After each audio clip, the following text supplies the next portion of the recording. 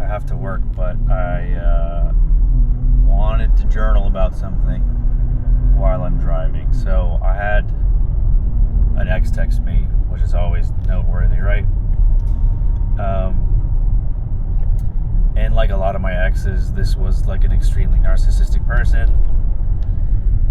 Never wrong, one of those.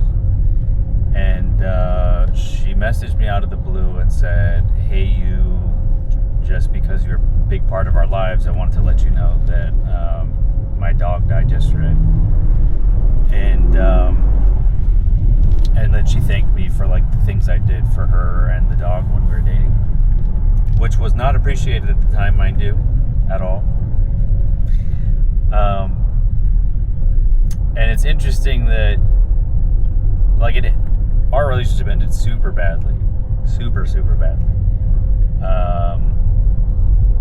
with her cheating actually, and the whole time there was problems, frankly, but that's the way it finally ended. The dynamic was, there's always a problem, it's always on me to fix it, and then I have boundaries, and then at a certain point I was just like, all right, whatever you need, I'll do it. And then when I became that, which I saw in other relationships too, when you don't have any boundaries and just do what they want, they don't want that anyways. Women have no idea what the fuck they want. They just want, I'm not happy, something needs to change, and then no matter how many times you change, that's not enough. So that's not an answer. There was a girl that was trying to date me earlier this year that I could tell is the same way. And it's like, why would I take fucking instructions from you? You don't know what the fuck is going on here. I don't waste my time now, but her tone is very different. I am getting the feeling like she's trying to flirt, but let's just analyze what is in front of me instead of guess. So this is what I've come to, basically. Is I had this realization when I was at the gym, is that her, like many of the women that I've been attached to throughout my life, she had something traumatic happen to her as a kid, and then the ego starts to develop to protect the psyche from physical or emotional harm. And that ego is essentially a demon, like a demonic attachment. If you can think of your ego, it's not always just you. So the reason the elite traumatized kids is to give them demons, right? Whether that's purely psychological or purely spiritual, I think the two are necessarily connected. So imagine something happens to a kid. I was watching my brother's kids playing, and the little girl ran into the little boy, and a phone hit him in the face, and he started crying. And then you could see her processing. She just kind of froze there, and she didn't know what to do. And you could tell she feels bad, and you're telling her it's okay, and then she looks like, there's a long stare where she's in her own world, and God knows what she's thinking or what it sounds like in her head, but I know what that look is, And they're saying, it's okay, he's fine, it was an accident, you didn't do it on purpose. And then she immediately snaps out of it and starts dancing. I'm like, all right, well, if he's not dead. So, what's also interesting is when she smiles and laughs with her Lord Farquaad haircut, she looks like my ex when she was little. The same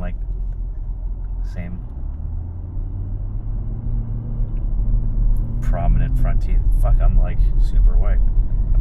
Okay, so this is how I formed this in my head. Tell me if I'm right or wrong. Is that something traumatic happens to you as a kid? Traumatic. You can't handle it when you're a kid, right? So it just, it drops your vibration, demon attached. demon attached, ego formed, protection mode activated.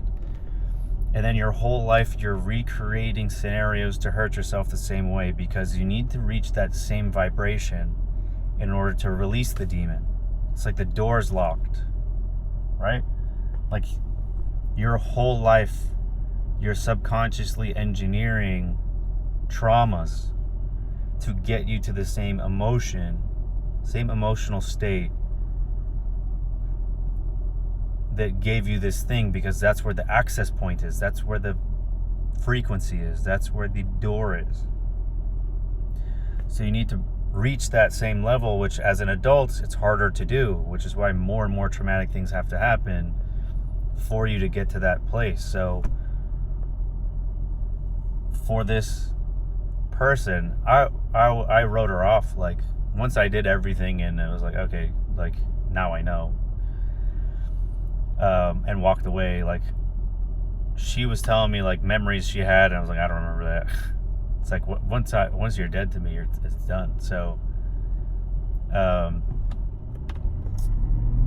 she was mentioning good times and how she held on to them and all this stuff. I'm like, to me, like, it's like, okay, yeah, I guess I remember, sure, yeah. We had like a good trip together pre-COVID, or right before COVID hit, and we had a lot of fun, and it was in Mexico, and she's bringing up stuff from the trip and like going down memory lane. And then she said that when she was in her like emotions about this, she's like, several times over the past few months I thought of reaching out to you, or God guided me to reach out to you. And I don't want to make the mistake of being too there for her. But as she's talking, and it's you know, like we're not in a relationship, so I don't know if she would be the same person she was or not. But losing what is essentially her child, like, you know, spending every day together for probably close to 10 years. And then it's more than her, you know, her grandmother, her grandfather who she lost, because of the proximity and because of how their daily lives are. And I was telling her that basically, like, this story I said where this guy was with a girl, he's not really into her, but she's really good with his dog. That's what he said. And he's like, yeah, I want kids, but she doesn't, and I don't know. And I'm like, okay. And he's like, actually, you know what? My dog died right here where we're standing last week. I was like, what? And he's like, yeah, Bubba. I couldn't see him, and I called his name, and he ran, and he got run over by a car and killed right here. I was like, Jesus Christ. And as he was talking, I was like, okay, so you understand what's happening is God's trying to get your attention, and you don't want to hear it. And that's why you drink and smoke every day. That's why every day you're high or drunk. Is because you're trying to stay somewhere that's not meant for you. You're not meant for this woman, she's not meant for you, but you're comfortable, even though you're uncomfortable. And what God does is removes your comfort so that you have to, like, He gave you plenty of chances to do it on your own, and when you don't go, He has to push you. It's like, hey, you have work to do. Remember, you promised me before you got here you're going to do this, or I need your kid to, you know, cure cancer. I need your kid to traumatize this woman to give her, you know, the motivation to become a doctor, whatever the fuck the thing is, you know. Like, you have this set plan that Maktub, it's written, like you're supposed to. I see 4444. You're supposed to do it, and you're off your path. And what happens when you're off your path? He's a very wealthy person, but he's like, I got my car when I was doing really well. I'm doing okay now, but I'm uncomfortable. Like, money's going out faster than it's coming in. I'm like, yes, everything is making sense. And we talked about it, and he's like, is there a church I can go to? If people like this, like, they're just like, where can I get the answers? It's like, the answer's inside you. Stop looking outside. maybe 2 or 3 months later, I go to like a baby shower, and I see that guy there, and he's with the girl that I see that he doesn't care about. And as soon as he gets in, he heads to the bar, he starts drinking heavily, and he doesn't even hang out with her. Like he's doing his own thing. So it's not fair to either of these people to do this, right? It's not fair to her that he stays with her. It's not like, and her not recognizing that she's not loved fully, and having the self-respect and wherewithal to leave. So like, everyone does that to some degree, you know, until you become conscious of it. You don't see it when you're in it. But he decided to double down, and until something more traumatic happens that matches the trauma that got him to be the person that he is, to be okay with his life, nothing's going to change for him. So, like a day after my ex had texted me and caught up, whatever, I left her a voice note, and I was just like, yeah, I was thinking about it, and I talked to this guy, and then I, you know, tried to comfort her, and, you know, quote Rumi and shit like this. And she's like, tears were streaming down my face, I wish you had called me. And I was like, no thank you. And she's like, I needed to hear that right at that time. And it's like, you know, like now you're humble enough to hear.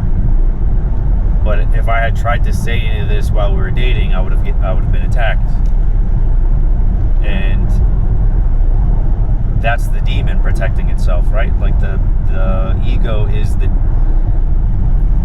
it's like there's a vulnerable child inside you, and you put these bodyguards there that are vicious and mean, and they act like they have your back, but they're demons feeding off of you, because they're arranging your life and rearranging your life to continuously traumatize you, prove that they need to be there, right?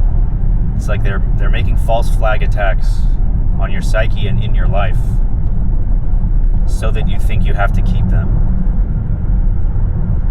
And then to your psyche, there's no difference between them and you. They are you. So when they feel attacked, they tell you, I'm being attacked. You're being attacked. We are being attacked. And then you do whatever it takes to defend, because to the ego and ego death is death, right? So these entities, or this part of your psyche, whatever it is, will subconsciously sabotage every relationship, will subconsciously draw you to things that hurt you. And it hurts you until it breaks you open.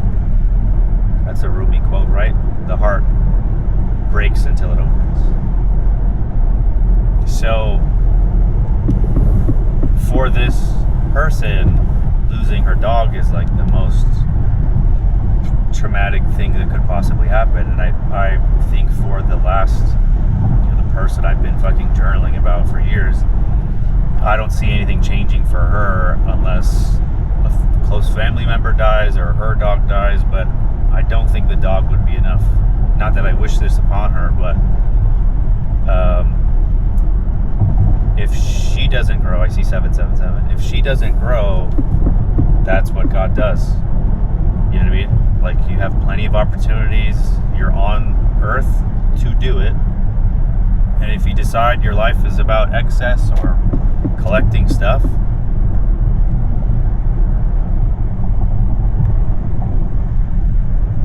He's going to surprise you. And those are the times when when God is talking to you directly. The times where you're in like great deal of pain is when like you're in the yoga class and the teacher's like guiding you, or Pilates or whatever. That's when you're getting one-on-one, is during the trauma. Right during. So the time that you can talk to God most. Like the whole freeway goes slow because one fucking asshole can't find the gas pedal. Idiots. California, you go in the slow lane.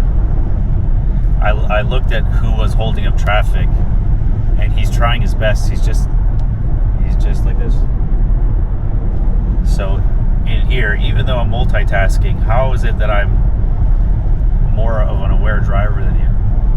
There's nothing happening up here.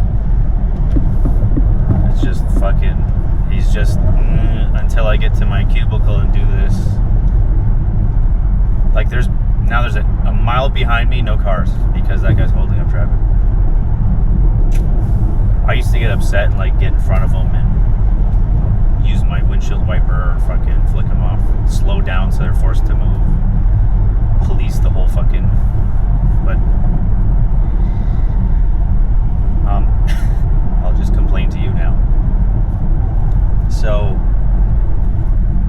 that's my thought. That's the realization, is that like your vibration has to meet exactly where it was when you were a helpless child.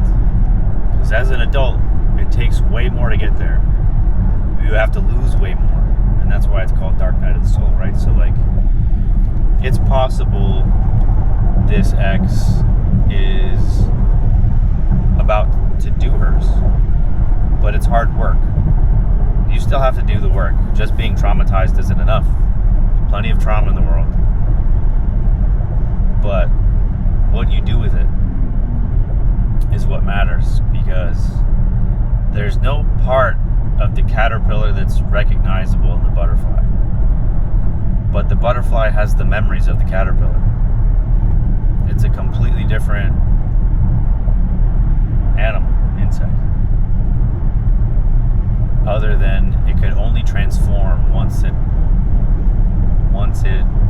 gained the knowledge, passed the test, evolved. I haven't seen a butterfly in a while, actually, now that I think about it. So that's my thought. So, like,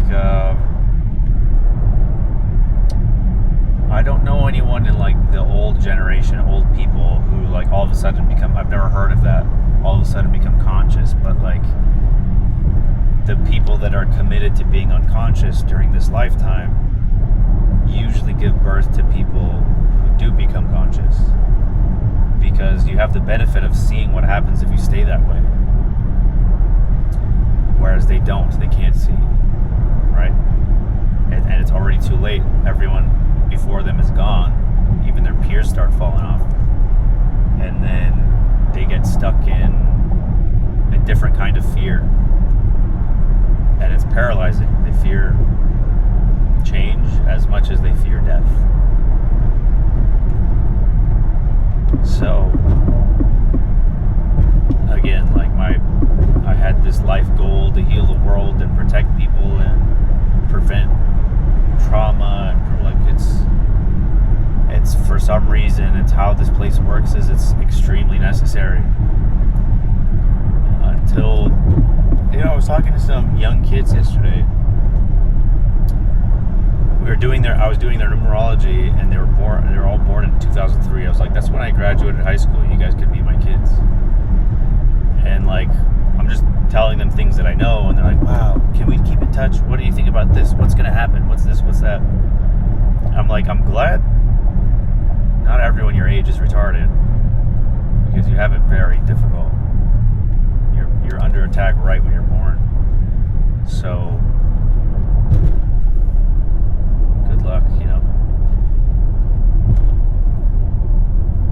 But yeah, your trauma is where the work is, and where your answer is, and ultimately where your salvation is. So I don't know what's going to happen with this ex. I wish her well. There's no reason for me to wish her well. She was an absolute cunt to me. And yeah, the way it ended, she doesn't deserve a response from me, let alone like help. But part of me thinks, like there's a reason people gravitate towards me and share their problems, and there's probably a reason they gravitate towards me to mirror, like maybe certain kind of person that can take it and still, you know what I mean? Still forgive and still act in a godly manner. You know? So, I'll update you, I guess, if anything happens. How am I looking? Do I look thin? My beard's getting long, so like it always looks. I haven't been thin in a while. And I don't want to be, but I feel thin. Which I don't like. I want to be jacked still. But I gotta lose some body fat before I'm comfortable getting big again. And then I'll kind of modulate as I get larger, so I don't overdo it. I'm gonna go check on my cars now and do some work.